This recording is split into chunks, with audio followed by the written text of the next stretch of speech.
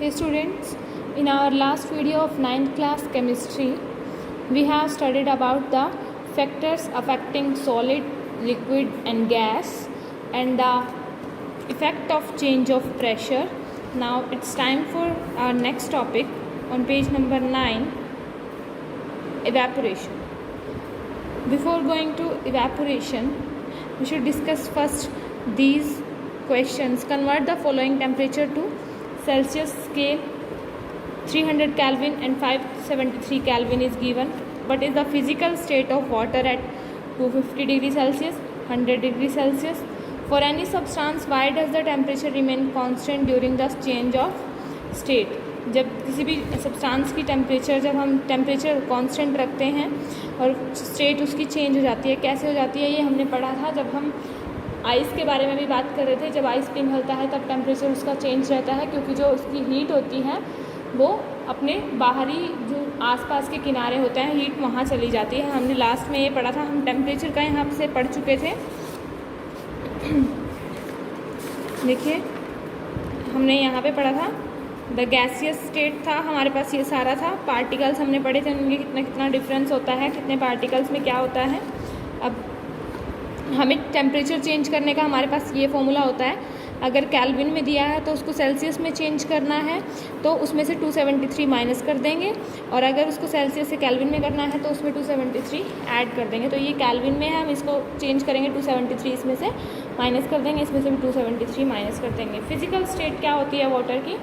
250 degree Celsius बहुत ही ज़्यादा temperature होता है, तो इसमें बॉइलिंग होती है उसकी फिजिकल स्टेट. हमें लिक्विफाई एटमॉस्फेरिक गैस करने के लिए एक मेथड सजेस्ट करना है. हम उसके लिए कोई भी मेथड सजेस्ट कर सकते हैं. सब्लिमेशन हमारा उसका मेथड हो सकता है. इवेपोरेशन क्या होता है? अब हमें देखो, हमें do we always need to heat और change pressure for changing the state of matter?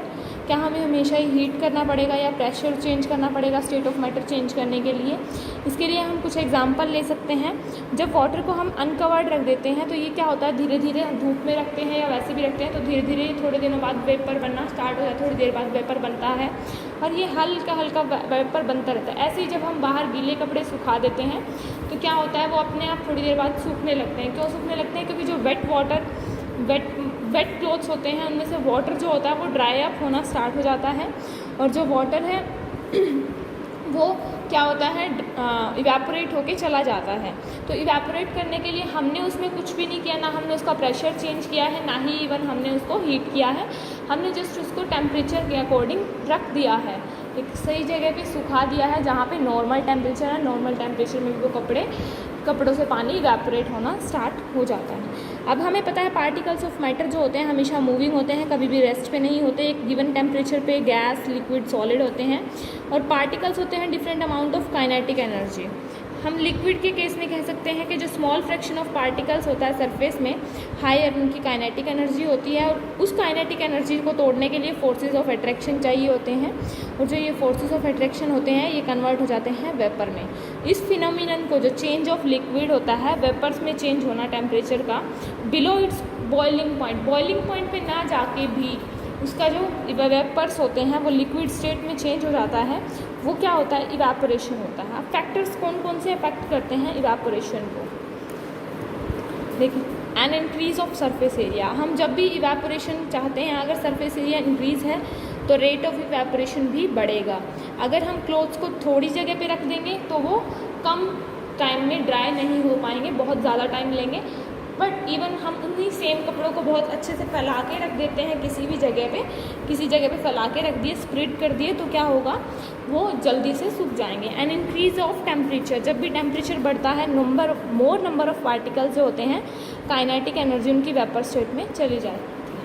A decrease in humidity क्या होता है, जो वाटर वेपर प्रेजेंट होते हैं एयर में उसका टोटल अमाउंट होता है. जो एयर होता है around us can't hold more than a definite amount of water vapour at a given temperature. जो अमाउंट होता है वाटर का वो हमेशा ऑलरेडी हाई रहता है. And increase in wind speed. अगर विंड स्पीड ज़्यादा होगी तो वो जल्दी कपड़े सूखेंगे, इवेपोरेशन जल्दी होगा. How does evaporation cause cooling? हम जब ओपन वेसल में रख देते हैं किसी भी लिक्विड को तो लिक्विड इवेपोरेट होना स्टार्ट होता रहता है. जो पार्टिकल्स हैं लिक्विड के वो एब्जॉर्ब करते हैं एनर्जी को अपनी सराउंडिंग से, और जो सराउंडिंग से जब वो एनर्जी गेन करते हैं तो रिगेन कर लेते हैं एनर्जी लॉस्ट ड्यूरिंग इवेपोरेशन। जो एब्जॉर्प्शन ऑफ एनर्जी है सराउंडिंग्स से, इसी की वजह से सराउंडिंग्स कोल्ड हमें फील होती हैं। एब्जॉर्प्शन ऑफ एनर्जी की वजह से हमें वो कूल फील होता है। अगर हम एसीटोन अपनी पाम पे रखते हैं तो उससे क्या होता है, हमें एनर्जी मिलती है, सराउंडिंग से इवेपोरेट हो जाता है और इसी वजह से हमारी पाम कूल फील करती है हमेशा ही। हमें कॉटन क्लॉथ्स क्यों पहनने चाहिए समर में, एक क्वेश्चन है। हम समर में क्या करते हैं, ज़्यादा परस्पायर करते हैं, क्यों? क्योंकि हमारा जो मैकेनिज़्म है बॉडी का वो ताकि हमें कूल रख सके। इसके दौरान हम क्या करते हैं, इवेपोरेशन होता है, जो पार्टिकल्स हैं लिक्विड के वो गेन करते हैं एनर्जी को सराउंडिंग से, और जो हीट एनर्जी है वो लेटेंट हीट ऑफ वेपोराइजेशन के इक्वल होती है और एब्जॉर्ब होती है बॉडी से।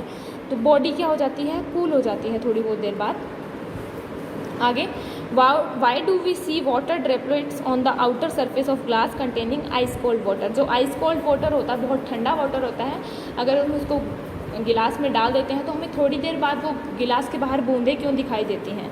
हम क्या देखते हैं, वाटर ड्रॉपलेट्स देखते हैं। क्यों देखते हैं, क्योंकि जो वाटर वेपर प्रेजेंट है एयर में वो कांटेक्ट में आते हैं कोल्ड ग्लास ऑफ वाटर के और वो लूज़ करते हैं एनर्जी और कन्वर्ट हो जाते हैं लिक्विड स्टेट में।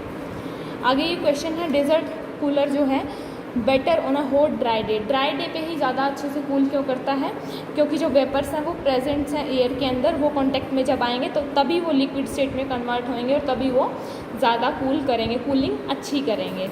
वाटर जो है अर्थन पॉट में कैसे कूल रहता है, अर्थन पॉट जो होता है मटका, उसके अंदर क्या होते हैं, छोटे छोटे पोर्स होते हैं। जो ये पोर्स होते हैं उनमें से पूरा दिन इवेपोरेशन चलता रहता है और उसकी वजह से पानी बिल्कुल ठंडा रहता है। हमारी पाम फील क्यों करती है एसीटोन को डालने पे, यही हमने यहाँ पे पढ़ा था। हम हॉट टी या मिल्क को मतलब सॉसर से ज़्यादा अच्छे से क्यों पी सकते हैं, जबकि कप में हमें वो बहुत देर तक गर्म लगती है। हमने अभी पढ़ा था इवेपोरेशन क्या होता है, सरफेस एरिया पे डिपेंड करता है। इंक्रीज ऑफ सरफेस एरिया होगा, जब इंक्रीज ऑफ सरफेस एरिया होगा तो प्लेट में तो सरफेस एरिया बढ़ेगा, कप में सरफेस एरिया थोड़ा रहेगा। तो हम क्या कह सकते हैं, जो कप में हम चाय पी रहे हैं उसमें इवेपोरेशन बहुत आराम से होगा, चाय ठंडी आराम से नहीं होगी, वो हमें गर्म लगेगी और इसीलिए हम सॉसर से अच्छे से चाय पी सकते हैं। अब कौन से टाइप के क्लॉथ्स हमें पहनने चाहिए हम पढ़ चुके हैं, हम we should wear cotton clothes in summer. ये हमारे हम जो वो हैं कि हमने क्या पढ़ा है इस चैप्टर में। मैटर किससे बना होता है, स्मॉल पार्टिकल से। हमारे अराउंड 3 स्टेट्स हैं, सॉलिड, लिक्विड, गैस। जो फोर्सेस ऑफ अट्रैक्शन होता है सबके बीच में, सॉलिड्स में बहुत ज़्यादा होता है मैक्सिमम, इंटरमीडिएट लिक्विड्स में और मिनिमम होता है गैसेस में। जो स्पेस होता है कांस्टेंट पार्टिकल और काइनेटिक एनर्जी का वो मिनिमम होता है। इन केस ऑफ सॉलिड वो इंटरमीडिएट होता है लिक्विड में और मैक्सिमम होता है गैसेस में। Arrangement of particle most order solid में होता है, लिक्विड में स्लिप भी हो सकता है, स्लाइड हो सकता है, और जो गैस होता है उनमें कोई ऑर्डर ही नहीं होता।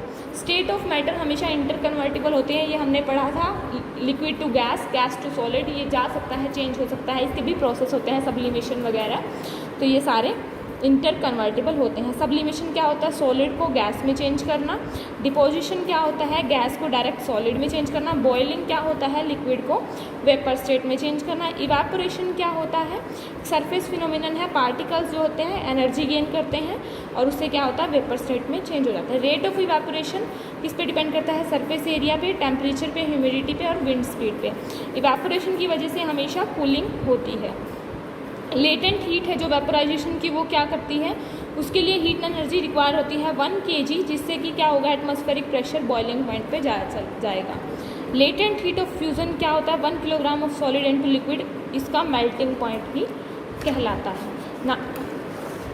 यहाँ पे कुछ एक्सरसाइज दी गई हैं, ये आप कुछ सॉल्व करके देख सकते हैं, बहुत ही इजी एक्सरसाइज हैं। केल्विन से सेल्सियस में चेंज करना है, सेल्सियस से केल्विन में, और आपको यही वही वाला फॉर्मूला लगाना है। अगर केल्विन से सेल्सियस में करना है तो 100 माइनस और 273 माइनस, और अगर सेल्सियस से केल्विन में करना है तो आपको 273 उसमें प्लस करना है, ये आपका फॉर्मूला चलेगा। ये क्वेश्चंस आपको पढ़ने हैं और इनसे आप समझ जाएंगे कि आपको इनको कैसे कैसे देखना है। पीछे इनके सॉल्यूशंस भी दिए गए हैं। आपको फिजिकल स्टेट बतानी है वाटर की, आपको रीज़न बताना है कि वाटर रूम टेम्परेचर पे लिक्विड क्यों होता है, आयरन अलमीरा सॉलिड क्यों होती है। ये आपको पूरा का पूरा ये डायग्राम दिया गया है, इसमें आपको प्रोसेस से बताना है कि सॉलिड को लिक्विड में कैसे चेंज करेंगे, लिक्विड को सॉलिड में कैसे चेंज करेंगे। वो प्रोसेस का नाम आपको पता ही है, आपको 3 प्रोसेस बताए गए थे, सॉलिड को लिक्विड में, लिक्विड को गैसेस में, गैसेस को सॉलिड में, लिक्विड को सॉलिड में। जो भी प्रोसेस है वो आपको लिखना है, सॉलिड से लिक्विड में यहाँ लिख देना है, लिक्विड टू सॉलिड यहाँ, ये सारे प्रोसेस आपको फिल करने हैं। Okay students, thank you.